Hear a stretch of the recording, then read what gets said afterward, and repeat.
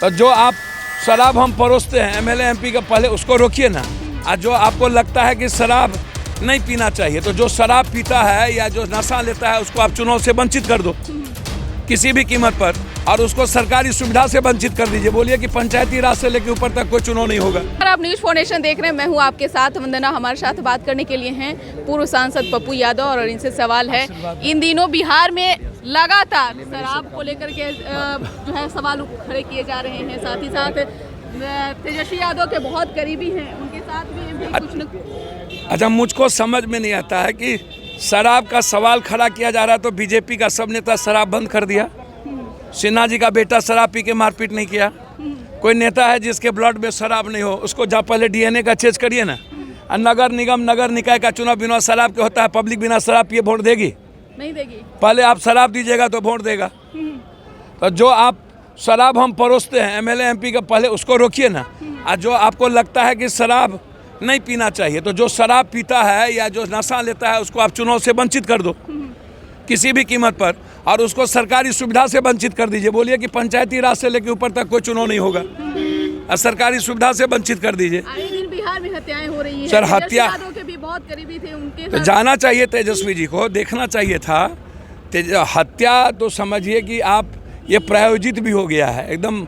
मुझको लगता है कि लगातार शासन काम तो कर ही रही है, सरकार काम कर रही है, एक्शन में है। भट्टी जी लगातार इस पर नज़र गड़े हुए हैं, प्रायोजित है। इनकाउंटर भी होगा। गलतफहमी में आप ड्राइवर को मार दिया, बगल में मसौड़ी के बगल में एक 24 साल के लड़के को मार दिया, हाजीपुर में मार दिया, फिर एक मुखिया को त्रिवेणीगंज में मार दिया।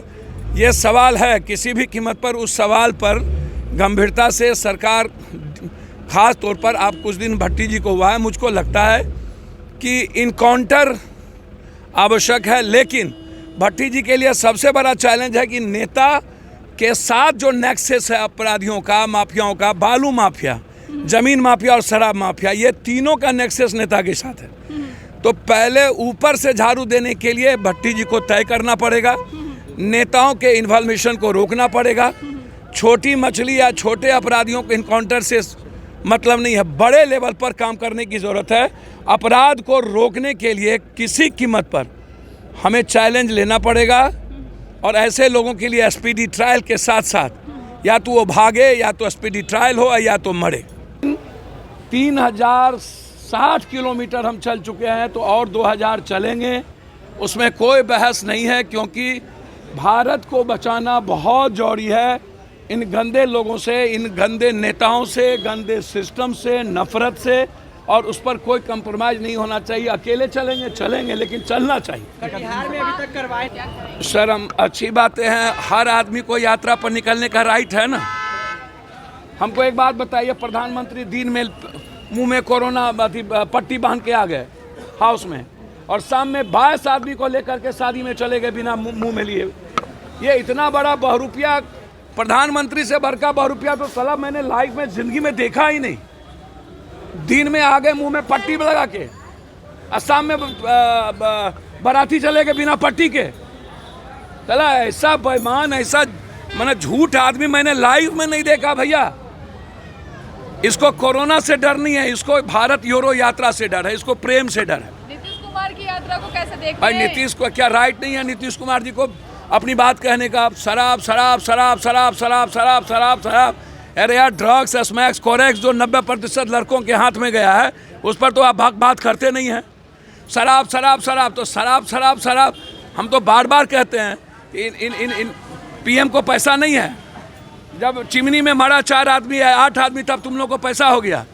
और 200 आदमी दारू में मरा तो इन लोगों के पास पैसा नहीं है, गरीब आदमी को। भैया, नीतीश कुमार जनता से पूछेंगे या महिलाओं से पूछेगा क्या मैं शराब छोड़ दूं, हटा दूं, कर दूं, उनका अपना राइट है।